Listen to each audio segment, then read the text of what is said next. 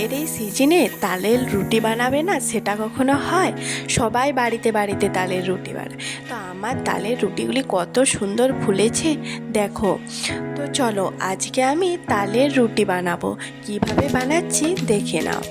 তো আমি তালের মাড়িটিকে বার করে নিয়েছি।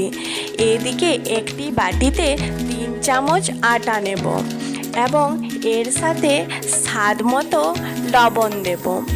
তারপর আমি তালের মাড়িটিকে 1 চামচ দিয়ে দেব। কম কম করে দিতে হবে, না হলে মাখাটি নরম হয়ে যাবে, তখন ভালো হবে না। তো আমি 1 চামচের মতো নিয়েছি। এরপর এটিকে কম কম করে ভালো করে মেখে নেব। একটু টাইম ধরে ভালো করে মেখে নিতে হবে।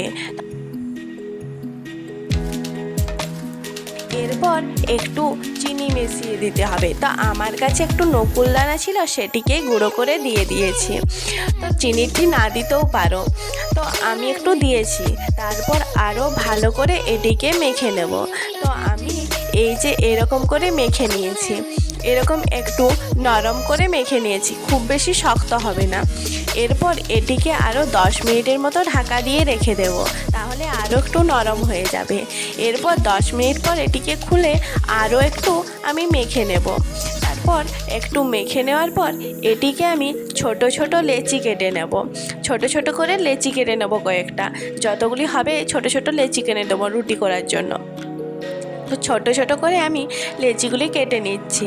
তারপর এগুলিকে একটু আমি গোল গোল করে নেব।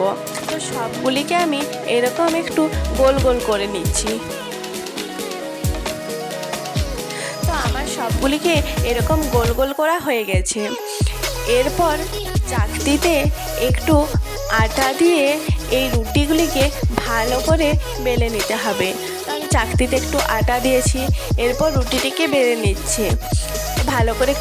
একটু বেশি আটা দিয়ে বেলে নিতে হবে, কারণ এটি তো একটু নরম, তাই একটু বেশি করে আটা দিয়ে ভালো করে বেলে নিতে হবে। আমার টেরা বেঁকা রুটিটি কি করে গোল হয়ে গেল, চলো তোমাদেরকে পরেরটি রুটিটি বেলে দেখিয়ে দিচ্ছি। তো ওই একইভাবে আমি প্রথমে একটু আটা দিয়ে তারপরে রুটিটিকে বেলে নেব। তো চলো একটু টেরা বেঁকা যেমন হবে সেই রকম করে প্রথমে আমি বেলে নিচ্ছি। তো আমি ওই রকম টেরা বেঁকারটা বেলে নিয়েছি। এরপর এরকম একটি বাটি নিতে হবে। এরপর বাটিটিকে বসিয়ে এরকম গোল করে কেটে দিতে হবে। তারপর ধারের যে অংশগুলি সেগুলিকে তুলে নিতে হবে। তো কত সুন্দর গোল হয়েছে না? তো আমি এই রকম করেই প্রত্যেকটা রুটি করে নিয়েছি। তো সবগুলি রুটি আমি ওই রকম সুন্দর করে বেলে নিয়েছি।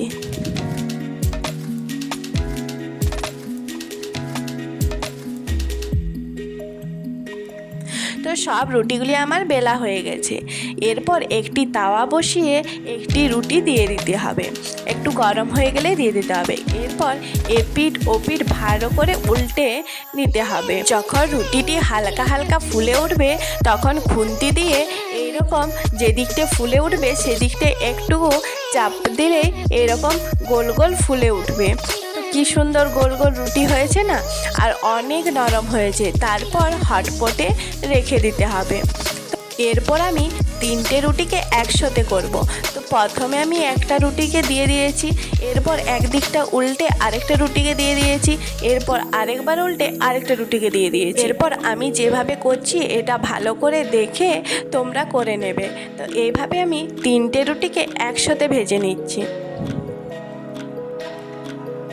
তো এবার আমার ভাজা হয়ে গেছে। এরপর আমি একটি তারের তৈরি রুটি সেকার নিয়েছি এবং এটিকে একটি রুটি দিয়ে এবং গ্যাসের আঁচটাকে একদম হাই করে ভালো করে একটুকু এদিক ওদিক করে সেকে নিতে হবে। দেখবে রুটিটা কত সুন্দর ফুলকো ফুলকো হচ্ছে। তো আমি সবগুলি রুটিকে ওই একইভাবে সেকে নিয়েছি এবং ফুলো ফুলো হয়েছে। তো আমার সবগুলি রুটি তৈরি হয়ে গেছে। কতটা সফট হয়েছে এবং কত সুন্দর ফুলেছে তোমরাই দেখে নাও। একদম রুটিটাকে ছিঁড়লে পুরো দুটো রুটির মতো দেখাচ্ছে। তো আমার এই যে কত সুন্দর রুটিটি হয়েছে দেখো, হাতে দিলে পুরা একদম হাতের মুঠোয় চলে আসছে। তো কত সুন্দর হয়েছে দেখো। তো ভিডিওটি যদি ভালো লেগে থাকে তবে লাইক, কমেন্ট, শেয়ার এবং সাবস্ক্রাইব করে দিও। আর বাড়িতে কে কে তালের রুটি বানিয়েছো তা নিচে কমেন্ট করে জানিও।